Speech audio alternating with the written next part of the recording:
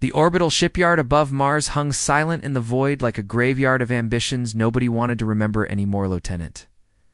Commander Sarah Chen floated through the abandoned corridor of Dock 7 where the forgotten ships waited for their final dismantling orders, and she hated every minute of it because this assignment meant her career was over. Had been a promising tactical officer once, but then she questioned a Galactic Coalition admiral's strategy during a training exercise. And apparently telling a four-armed Vexler that his battle plan was idiotic counted as a diplomatic incident even when she turned out to be.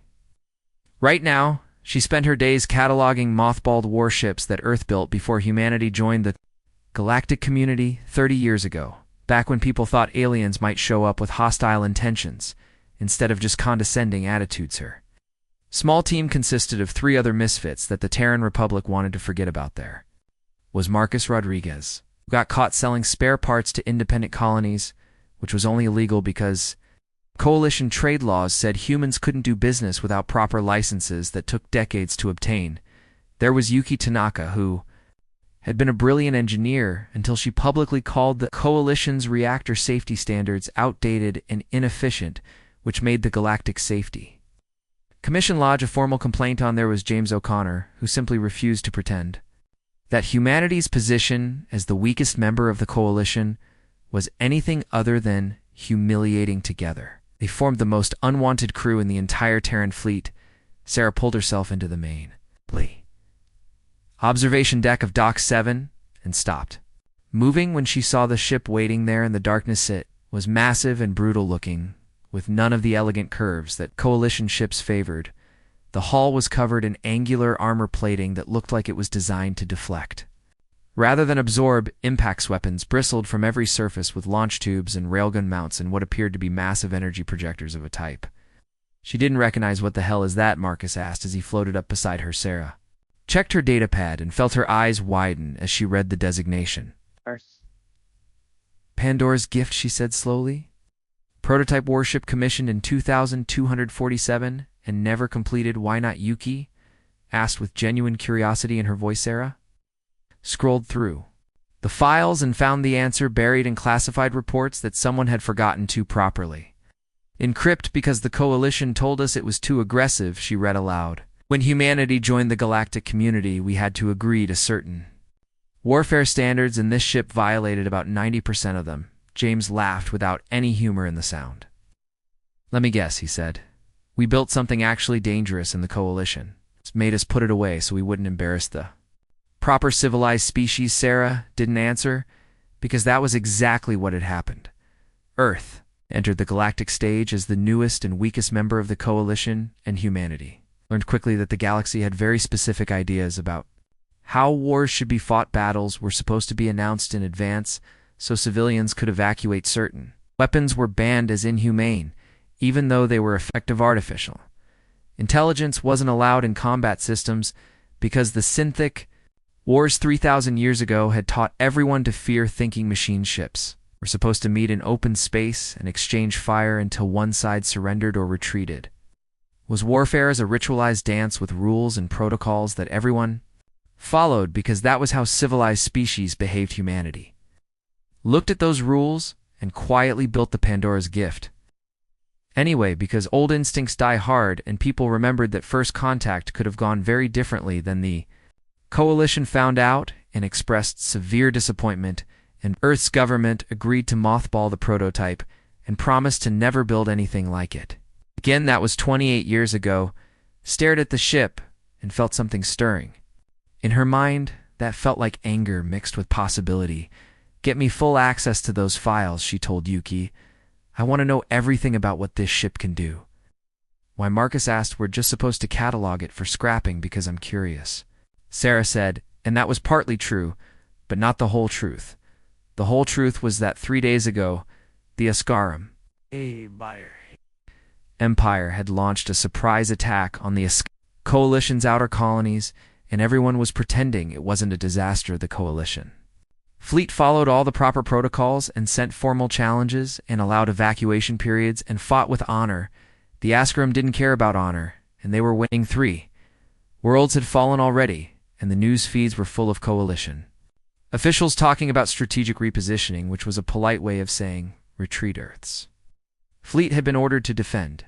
Tau Ceti colony, which was a suicide mission, dressed up as a strategic assignment, and everyone knew it. Humanity's ships were older and slower than everyone else's, and their weapons were less advanced, and their shields were practically antiques by galactic standards. The only reason Earth even had a fleet was because Coalition membership required it, and the only reason that fleet was being sent to die at Tau Ceti was because someone had to buy time for the more valuable species to regroup. Sarah had read the tactical reports and done the math, and knew that Earth's 15 ships wouldn't last 6 hours. Against the Azkaram Armada heading toward Tau Ceti, she also knew that nobody in the Coalition leadership cared, because human lives were apparently less important than Vexler lives or Thalassy lives or any of the other founding species who made the real decisions. But now she was looking at a ship that the Coalition had been afraid of, and that meant something over. The next 2 days, Sarah and her team tore through every file they could access about the Pandora's gift. What they found was terrifying. The ship had experimental railguns that could punch through energy shields by using solid projectiles at relativistic speeds, had nuclear-pumped laser arrays that could burn through armor plating in seconds. It had an IO-assisted targeting, a system that Coalition lost strictly for bad. It had electronic warfare capabilities that could hack enemy communications, a reactor design that operated at temperatures and pressures that would make any sane engineer refuse to go near it. Most importantly, it had been designed by people who assumed that any war humanity fought would be a war for survival, where rules didn't matter and victory was the only acceptable outcome. "This is insane," Yuki said as she reviewed the reactor specifications. "One containment failure and the whole ship becomes a fusion bomb." "Can you make it work, Sarah?" asked Tuki. Looked at her with wide eyes. "You're not actually thinking about can you make it work, Sarah?" repeated. "Probably," Yuki admitted. "The design is sound, even if it's crazy, and most of the systems were 90% complete when they mothballed it." Sarah pulled up the current tactical situation on her datapad and showed it to her team. The Azkaram fleet was 8 days from Tau Ceti, and Earth's ships were already in position, waiting to die gloriously and uselessly. "We could finish it," she said quietly. "We could take this ship, and we could actually fight back." "They'd court-martial us," Marcus pointed out. "They're going to forget about us, anyway," James said. "Might as well go out doing something that matters." Sarah looked at each of them and saw the same anger and frustration that she felt burning in their eyes. Humanity had spent 30 years being the galaxy's punching bag and following rules that only seemed to apply to the weak, and watching Earth's government bow and scrape to species who treated humans like primitive children. Maybe it was time to remind the galaxy why Earth built the Pandora's gift in the first place. "I need to make a call," Sarah said, and she pulled up the encrypted channel that connected to Admiral Marcus Webb, who was the highest-ranking human officer in the Coalition fleet. The old man's face appeared on her screen, and he looked tired in a way that went deeper than just lack of sleep. "Chen," he said, "I thought you were cataloging scrap." "I found something," she told him, "and I think we need to use it." She explained about the Pandora's gift and watched his expression shift from confusion to interest to something that looked almost like hope. "If you launch that ship, you'll violate every treaty Earth has signed." Webb said. "Yes, sir," Sarah agreed. "The Coalition will demand your arrest?" "Yes, sir. You'll probably die because that thing was never properly tested." "Probably, sir." Webb was quiet for a long moment, and Sarah could see him thinking and calculating and weighing the cost of following orders against the cost of losing everything. Finally, he spoke. "You have 72 hours to get that ship operational," he said.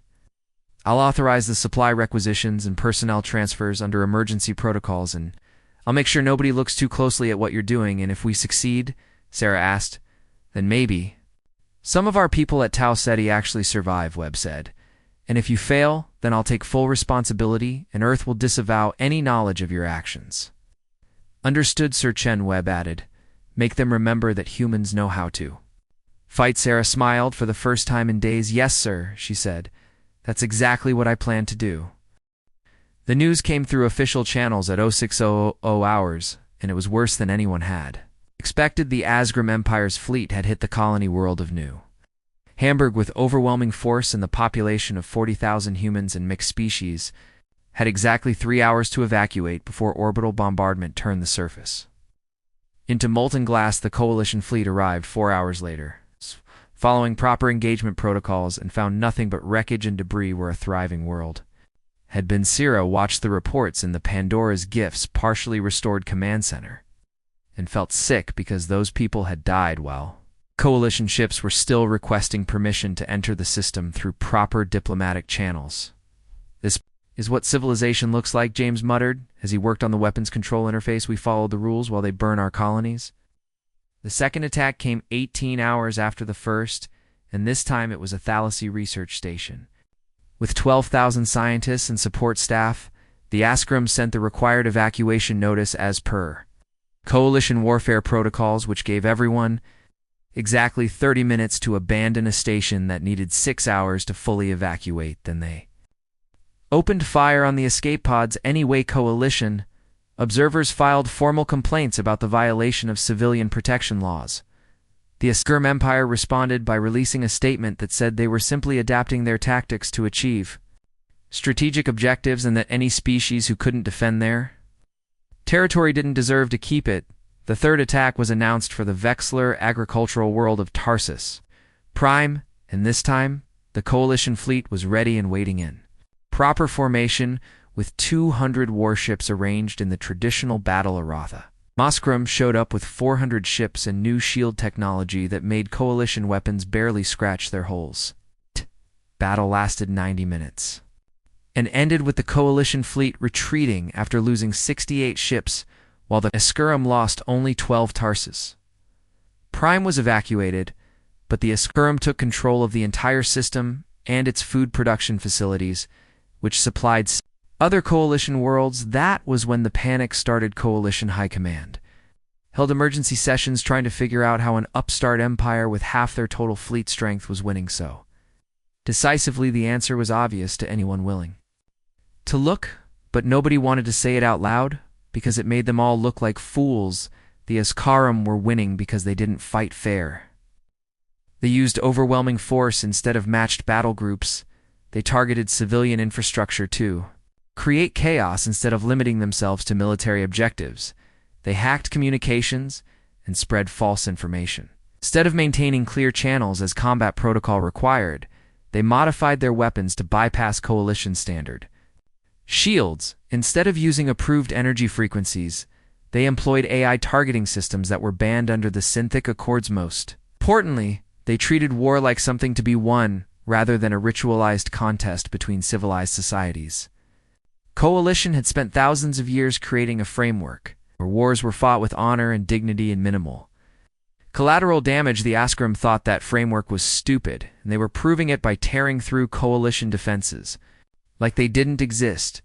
Sarah read the analysis reports that were being distributed to fleet officers and wanted to scream because the solution was so obvious, but nobody would say it. If the Coalition wanted to win, they needed to fight the way that Askaram were fighting, which meant abandoning every principle they claimed made them better than the barbaric species of the Galaxy.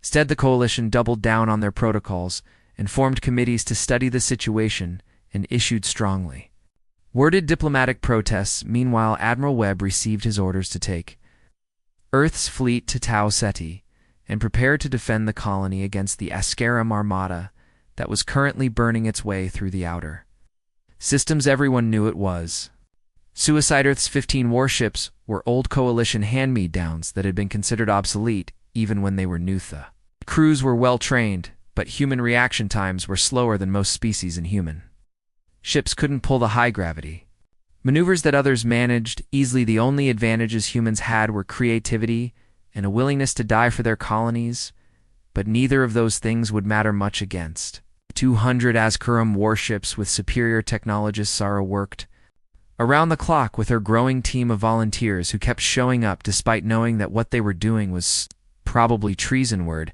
had spread through the human fleet that someone was actually trying to fight back, and every misfit and malcontent and true believer who was tired of watching humanity get pushed around found their way to Dock 7. They came in 2s and 3s, sneaking away from their assigned posts to help restore a ship that wasn't supposed to exist.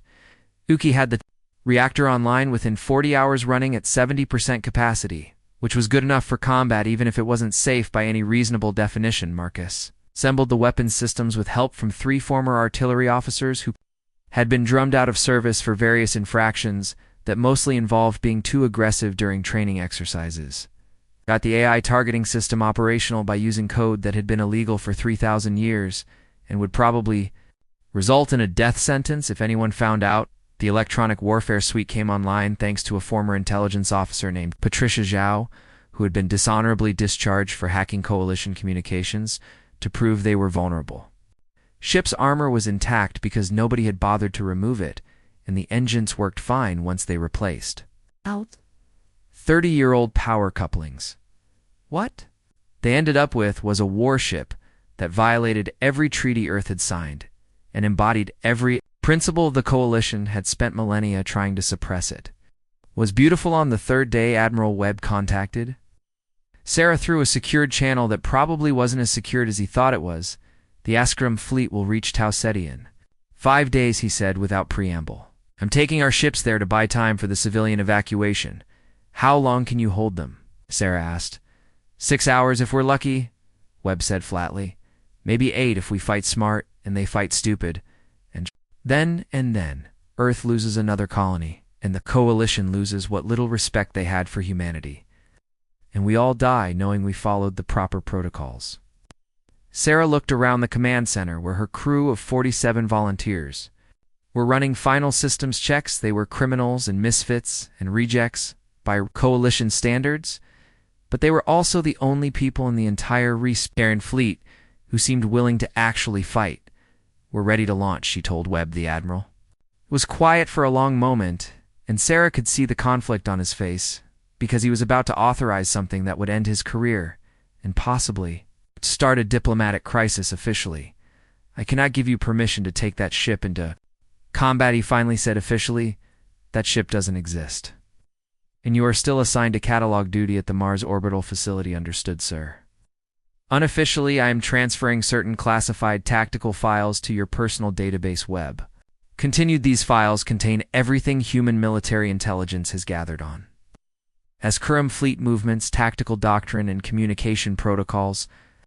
Thank you, sir, Sarah Webb said, and it was the first time he had ever used her first name. You understand that if you do this, there's no coming back from it. I understand, sir. You'll be court-martialed if you survive? Yes, sir. The Coalition will demand your execution, probably, sir. And you're doing it anyway, Sarah smiled without any humor in the expression. Someone has to remind the galaxy that humanity didn't get to the top of Earth's food chain by following rules. She said we got there by refusing to lose. Webb nodded slowly, like he was accepting something he had known was inevitable. I'm authorizing the supply transfers and personnel assignments. He said you'll have everything you need within 12 hours. We only need 6, Sarah told him. Then I'll see you at Tau Ceti, Webb said. Try not to die before we get there. The channel closed, and Sarah turned to face her crew, who had all stopped working to listen to the conversation. This is your last chance to walk away, she announced. What we're about to do is illegal by Coalition law and treasonous by Earth law and suicidal by any reasonable assessment. Nobody moved.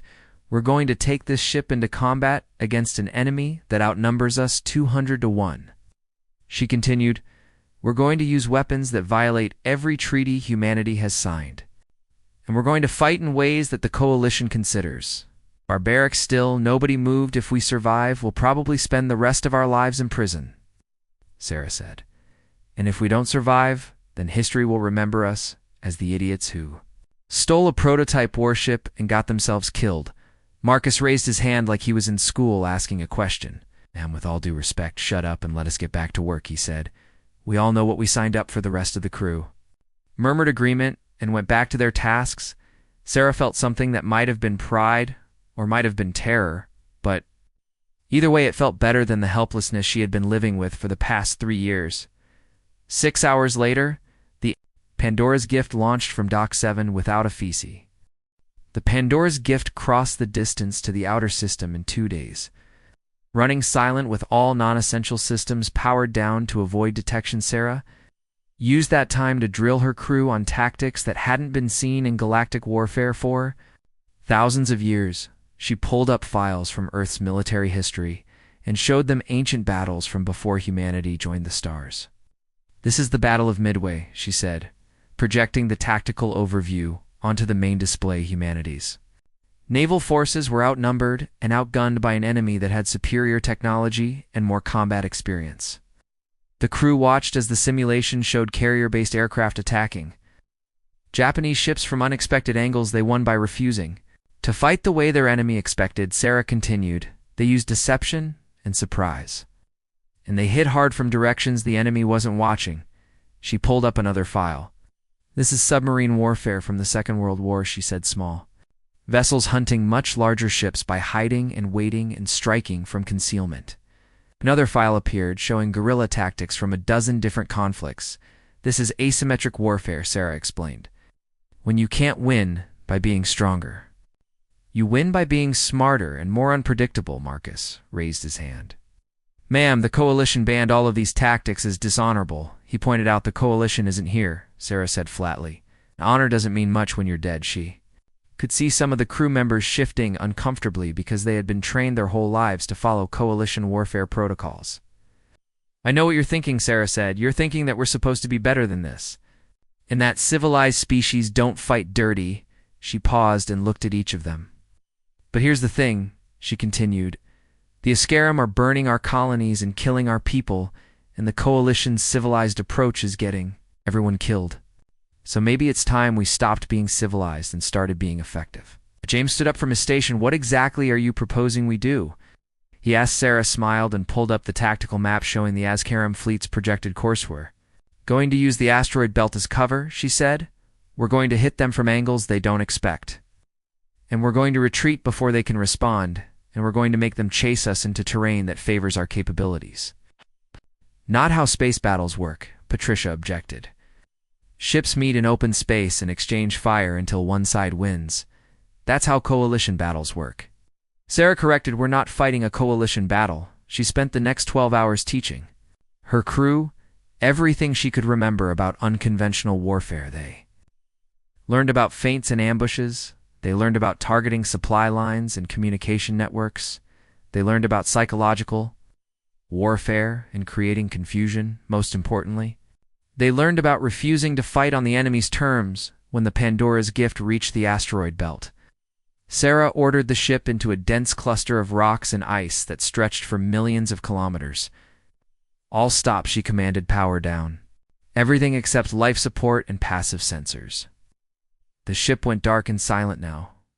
"We wait," Sarah said. The Ascarum fleet arrived 6 hours later, right on schedule, 200 warships in perfect formation moving through space like they owned it. Sarah watched them on the passive sensors and counted their ships and analyzed their formation. They were arranged in the traditional Coalition battle array, with the largest ships in the center and smaller vessels in protective rings around them.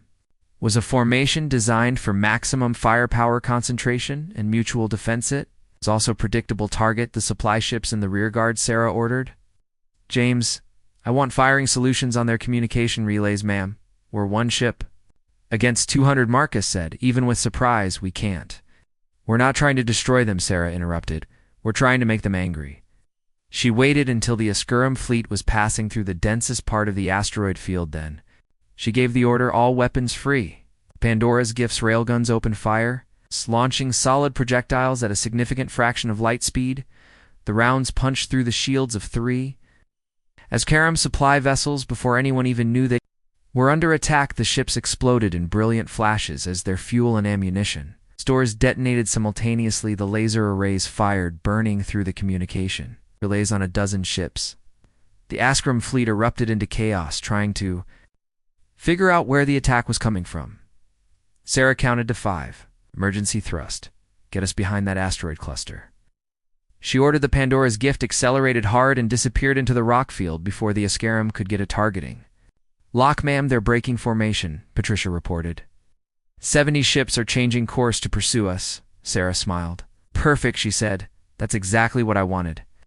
Over the next 4 hours, she led those 70 ships on a chase through the asteroid belt. Every time they got close, the Pandora's gift would fire a few shots and retreat. Time they tried to surround her, she would find a gap in their formation and slipped through. She used the asteroids as cover and weapons. Launching railgun. Rounds that shattered rocks and sent debris spinning into pursuing ships. She fired missiles that detonated early, creating clouds of shrapnel that damaged sensors and weapons arrays. She hacked their communications and sent false orders that caused ships to collide or waste ammunition on phantom targets. The Ascurum crews were growing increasingly frustrated because this wasn't how battles were supposed to work. Ships were supposed to face each other and fight with honor. This human ship was acting like a coward, running and hiding and attacking from ambush. High Executor Varath, who commanded the Ascarum Armada, was receiving reports that made less sense with every passing minute. One small human vessel was somehow inflicting significant damage on his fleet. His ships had superior shields and weapons, and numbers. They should have destroyed this pest within minutes. Instead, he had lost 8 ships to accidents and friendly fire and ambush tactics. All vessels converge on the human ships. Last known position, he ordered. I want overwhelming firepower on that target. 120 Ascarum warships moved toward the coordinates. Pandora's gift wasn't there. Sarah had anticipated the move and relocated to the opposite side of the asteroid belt. Now, we hit their main formation while they're divided, she said. The remaining 80 Ascarum ships were maintaining position outside the asteroid field, waiting for the rest of the fleet to deal with the human nuisance. They weren't expecting the Pandora's gift to emerge from the belt at maximum acceleration on a collision course with their flagship nuclear weapons armed.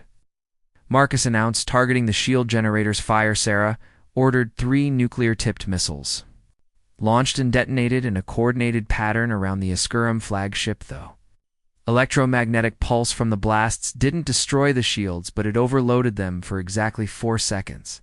Enough. The Pandora's gift's main railguns fired 6 rounds directly into the flagship's reactor section. The mighty vessel shuddered as containment failed, and its power systems went critical. Emergency turn. Get us back into the belt, Sarah commanded. The ship spun on its axis and accelerated back toward the asteroids behind them. The Ascarum flagship exploded, taking 3 nearby vessels with it in the detonation. The Ascarum fleet was now in complete disarray. They had lost 12 ships and their flagship, and they still couldn't figure out how one human vessel was causing so much damage. High Executor Vareth transferred his command to another ship and issued new orders. Forget the colony, he said. I want every ship focused on destroying that human vessel, sir. Our mission parameters. One of his officers began. Our change, Vareth interrupted. I will not allow this insult to stand. Sarah watched as the entire Ascarum Armada turned toward her position there. Taking the bait, James observed. Of course they are, Sarah said. We wounded their pride, and now they're going to make mistakes because they're angry. She had studied the Ascarum's cultural files and knew that honor was everything to them. By fighting in ways they considered cowardly, she had done more than just damage their ship. She had insulted their entire civilization. They would pursue her now with everything they had, because allowing a single human vessel to survive would be unthinkable. Set course for the outer system, Sarah ordered. I want maximum speed, and I want to make them chase us, ma'am. We can't keep this up forever, Yuki warned. The reactor is already running at 110% capacity. We don't need forever, Sarah said. We just need 18 hours. The Pandora's gift accelerated away from Tau Ceti, leading the entire Ascarum Armada on a chase through the outer planet. Sarah used every trick she could think of. She dumped debris in her wake that damaged pursuing ships. She sent false sensor readings that made them think she was in 3 places at once. She fired shots that weren't meant to hit, but to force them to waste energy on defensive maneuvers. Led them into the radiation belt of a gas giant that disrupted their sensors. Hour she destroyed 1 or 2 more ships through clever ambushes or by tricking them into accidents. Every hour, the Ascarum grew more determined to catch her. They were so focused on the hunt that they didn't notice they had completely abandoned their assault on Tau Ceti.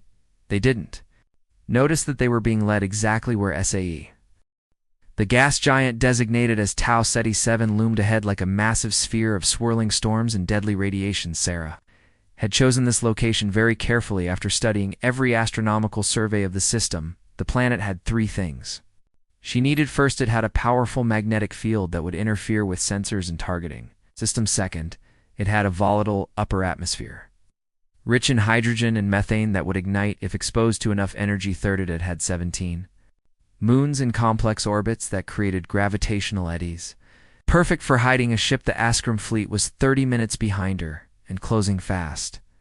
They stopped trying to be clever and were simply pursuing at maximum speed, determined to run down their prey through sheer persistence. High Executor Varath stood on the bridge of his command ship, watching the human vessel grow larger on his displays. "They are trapped," he said, with satisfaction. "The gas giant blocks their escape, and we have them surrounded." His tactical officer looked uncertain. "Sir, the radiation levels near that planet are extreme," he said. "Our shields will be strained." "The human ship will suffer even more," Varath replied. "They built that vessel 30 years ago with primitive technology. What Verth didn't know was that the Pandora's gift had been designed specifically to operate in high radiation environments, because Earth's engineers had assumed any war humanity fought would involve nuclear weapons. The ship's shielding was crude by Coalition standards, but it could handle conditions that would fry more advanced systems. Sarah took the Pandora's gift into a steep dive toward the gas giant's upper atmosphere. "Ma'am, we're entering the radiation belt," announced. "Shielding is holding, but barely good," Sarah said. "That means their shields are under stress too." She checked the countdown timer she had been running since they entered the AE system. 18 hours and 14 minutes since they first engaged the Askariman. That time they had destroyed or disabled 23 enemy ships through hit-and-run attacks. They had led the entire Armada away from Tau Ceti, giving the colony time to evacuate. They had demonstrated tactics that the galaxy hadn't seen in thousands of years. Now came the hard part. "James, I need you to hack into their fleet-wide communication network," Sarah ordered. "Can you do it?" "They've been trying to keep me out for the past 6 hours," James replied, "but I've been mapping their encryption protocols, and I think I can crack it. How long?" "Give me 10 minutes." Sarah looked at the tactical display, showing the Askaram ships spreading out to surround her. "You have 5, she said. The Pandora's gift skimmed the upper atmosphere of the gas giant, using the planet's gravity to slingshot around toward the largest. Moonikorum ships followed, burning through their fuel reserves to match her speed. Sarah led them on a weaving course through the moon cluster, forcing them to navigate gravitational fields that pulled their ships in unexpected directions. 3 Askaram vessels collided, trying to make a turn too sharp for their mast. More were pulled into decaying orbits around moons and had to waste precious time escaping. "I'm in their network," James announced. "I have access to their command channels." "Perfect," Sarah said. "Now broadcast this message on all frequencies, including theirs." She activated the shipwide communication system. "Attention, Askaram fleet," she said in a clear voice. "This is Lieutenant Commander Sarah, Chen of the Terran Republic." On every Askaram ship, her message played through speakers they couldn't turn off. "For the past 18 hours, you have been chasing one small human vessel," Sarah continued. "In that time, we have destroyed or disabled 23 of your ships." She paused for effect. "Your tactics are predictable, and your formations are rigid, and your adherence to proper combat protocols makes you easy to manipulate." Iris. Face turned darker with rage as he listened. "You call us cowards for fighting from ambush," Sarah said. "But we call it being smart, and you're losing because you're too proud to adapt." She took a breath. "I am now issuing a formal challenge. According to Coalition warfare protocols," Sarah announced, "I challenge High Executor Varath to meet me in single combat at the following coordinates." She transmitted a location near the gas giant's equator. "If you defeat me, your honor is restored," Sarah said. "If you refuse, then everyone in the galaxy will know that the mighty Azakiram Empire was afraid of one human ship." The message ended. In his command ship, Vrath trembled with fury. His officers waited to see what he would do. Every instinct told him this was a trap, but every cultural value he held said that refusing a formal challenge was unthinkable. All ships moved to the designated coordinates he ordered. "We will crush this human and restore our honor," Sarah watched as the entire Askaram fleet changed course toward her chosen location. "They took the bait," Marcus said. "Of course they did," Sarah replied. "Pride is predictable. She maneuvered the Pandora's gift into position exactly where she had planned. The location was at the edge of the gas giant's gravity well, in a region where the planet's magnetic field was strongest more. Importantly, it was directly above a massive storm system in the upper atmosphere. "Yuki, I need you to listen carefully," Sarah said. "When I give the signal, I want you to overload the reactor." There was silence on the engineering channel. "Ma'am, that will destroy the ship," Yuki finally said. "I know," Sarah replied. "How big will the explosion be?" Yuki ran calculations at current power levels, she said slowly. "It would be equivalent to about 50 nuclear weapons detonating simultaneously. And if we're positioned over that storm system, the energy release would ignite the hydrogen in the atmosphere." Yuki said it would create a chain reaction across most of the planet's upper hemisphere. Sarah smiled. "Perfect," she said. "Prepare the overload sequence, but don't activate it yet." The Ascarum fleet arrived at the coordinates in perfect battle formation, 200 warships arranged in concentric rings around the Pandora's gift. They had her surrounded with overwhelming firepower. "Roth opened a communication channel, human commander," he said. "You have shown courage, if not honor, and I will grant you the mercy of a quick death before you fire." Sarah said, "I have one question, speak. How much do you value your fleet?" Vareth laughed. "I value honor above all things," he said. "And you have insulted the Azkrim Empire for the last time." "Good to know," Sarah said. She cut the channel and turned to her crew. "Attention, all hands. This is the commander," she announced. "We have 30 seconds until the Azkrim open fire." She paused. "It has been an honor serving with you," Sarah said. "Now get to the escape pods, ma'am," Marcus protested. "That's in order," Sarah said. "Everyone except essential bridge crew to the pods immediately." Her crew hesitated. "Move," she shouted. They moved. 43 crew members ran for the escape pods, while Sarah and 4 volunteers remained on the bridge. James at communications, Patricia at electronic warfare, Marcus at weapons, Zuki and engineering. "All personnel have reached the pods," Patricia reported. "Good," Sarah said. "James, send one final transmission on all frequencies." "Ready, ma'am." Sarah took a breath. "This is Sarah Chen to all coalition forces in range," she said. "What you're about to witness is the result of fighting without honor or dignity or any of the civilized protocols you value so highly." She looked at the tactical display showing the Azkrim ships powering up their weapons. "Remember that humanity tried to follow your rules," Sarah continued. "Remember that we played by your standards and watched our people die for it."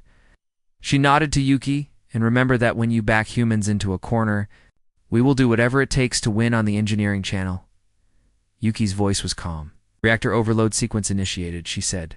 "Containment collapse in 30 seconds. Varoth is hailing us," James reported. "Ignore him," Sarah ordered Marcus. "Do we have firing solutions on their shield generators locked and ready, ma'am?" "Fire everything we have left." The Pandora's gift unleashed every remaining missile and railgun round in a final desperate salvo. The projectiles weren't aimed to destroy, but to disable. They struck shield generators across the Azkrim fleet, overloading them with electromagnetic pulses. Exactly 7 seconds, 200 Azkrim ships were vulnerable. That was when the reactor reached critical mass. "Pods away," Patricia announced. "See you on the other side," Sarah said. The Pandora's Gift's reactor exploded with the force of 50 nuclear weapons. The blast wave expanded in a perfect sphere of hellish energy. It struck the upper atmosphere of the gas giant and ignited the hydrogen. The chain reaction spread across thousands of kilometers in seconds. Electromagnetic pulse from the detonation was powerful enough to disable every unshielded electronic system within 1,000,000 kilometers. The Azkrim fleet had exactly 3 seconds to realize what was happening. Then their backup shields failed under the electromagnetic assault. Then the expanding fireball from the ignited atmosphere reached them. Ships that had dominated battlefields across the galaxy burned like paper holes that could withstand energy weapons, melted under temperatures that matched a star's corona cruise that had never known defeat. Died screaming as their vessels disintegrated around them. High Executor Varoth had time for one final thought. Before his ship exploded, he had been outmaneuvered by a primitive species, using weapons and tactics that civilized beings had abandoned as barbaric. The irony didn't make him feel better, Admiral. Webb watched from Tau Ceti as the sensors detected The massive energy spike from the outer system, sir. We're receiving escape pod signals as communications off. The rescue ships arrived within 3 hours and pulled all 43 survivors from their escape pods. Sarah and her crew were immediately placed under armed guard, which nobody found surprising given that they had just violated approximately 90% of coalition warfare protocols. They were taken to the medical bay, where doctors checked them for radiation exposure and injuries, while coalition security officers stood at every door. Admiral Webb came to visit after Sarah had been cleared by the medical staff. He stood looking at her through the transparent wall of her quarantine room with an expression that mixed pride with concern. "You destroyed their entire fleet," he said through the communication panel.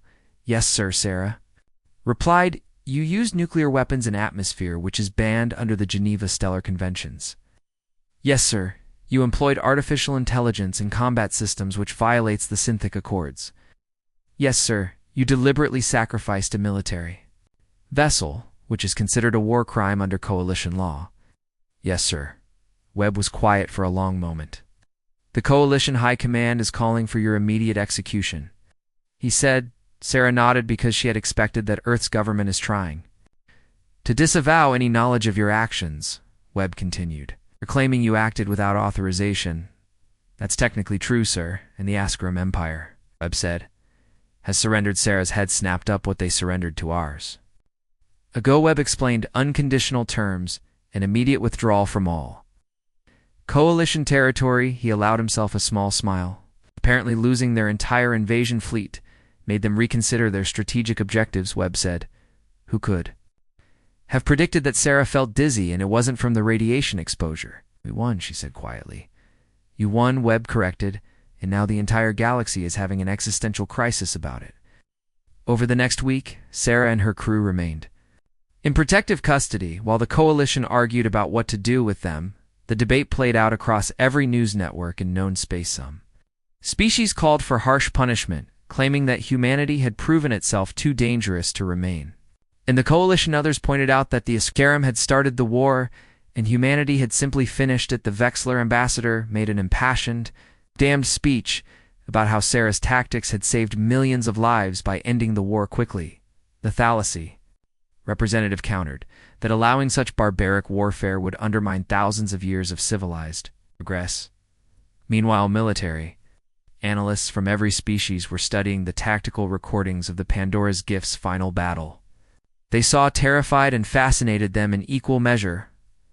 One ship had defeated 200 through unconventional tactics and strategic deception.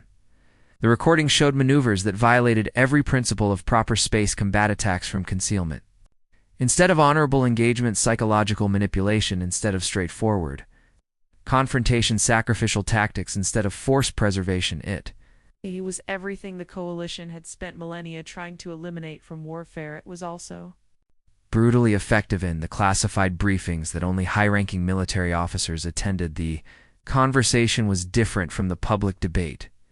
"We need to understand these tactics," one admiral said. "Our current doctrine is vulnerable."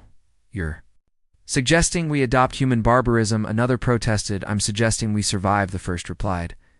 "The Azakorum proved that our enemies won't follow our rules, so we need officers who can fight without them." The argument raged for days. Finally, Earth's government received a formal communication from Coalition High Command. The message was brief and surprisingly pragmatic. Shannon and her crew would be court-martialed, as required by law. However, the charges would be reduced to unauthorized use of military assets, and the sentences would be suspended in recognition of their service. More importantly, the coalition was requesting that Earth establish a training program to teach human tactical doctrine to other species. The message ended with a single line that made Sarah laugh when she read it. Apparently, civilization is negotiable when survival is at stake. The court-martial was held 3 weeks after the battle. Sarah stood before a panel of judges from 5 different species and listened as they read the charges: an authorized launch of a military vessel, violation of the Synthic Accords, use of banned weapons in combat, destruction of coalition property, engaging enemy forces without proper authorization. The list went on for 10 minutes. When they finished, Sarah was asked if she had anything to say in her defense. She thought about giving a speech about duty and honor and the desperate choices people make when their backs are against the wall instead. She simply said, I would do it again. The judges deliberated for exactly 4 minutes. They found her guilty on all charges. They sentenced her to time served and immediate reinstatement to active duty. Then they did something unprecedented. They promoted her to captain and gave her command of Earth's new tactical warfare division. The galaxy is changing, the lead judge said. And we need officers who understand how to fight when the rules don't apply. Sarah accepted the promotion with mixed feelings, because she knew what it meant. Humanity was being asked to become the coalition's enforcers. Species everyone else could point to when they needed something done that violated their precious protocols. Was a role that came with power, but also with isolation. 3 months after the battle, Sarah stood in the observation deck of Earth's primary orbital shipyard below. Her construction crews were working on 6 new ships. They weren't quite copies of the Pandora's gift, because that design had been too unstable, but they incorporated the same philosophies, maneuverable warships with unconventional weapons and a Y-assisted system ships. Designed to fight dirty when fighting clean wasn't enough, Captain Chen Sarah turned to find Admiral Webb approaching with a datapad. The coalition just approved funding for another 12 ships, he said. And we have requests from 17 different species for training programs. They want us to teach them how to fight like humans, Sarah said. They want to survive. Webb corrected, and they've realized that survival requires adaptation. Sarah looked at the ships under construction. What have we started? She asked. A revolution, Webb said. For thousands of years, the galaxy has treated warfare as a ritualized game, and it worked because everyone followed the same rules. He gestured at the ships. You prove that those rules only work until someone decides to break them, Webb continued. Now everyone has to decide whether they want to cling to civilization and risk extinction, or embrace human chaos and survive. Sarah thought about the 43 crew members who had followed her on a suicide mission. All of them had been reinstated and promoted. All of them were now teaching unconventional warfare tactics to coalition officers. The other species still look at us differently. She said, like we're dangerous. We are dangerous, Webb agreed, but now we're useful dangerous instead of just embarrassing.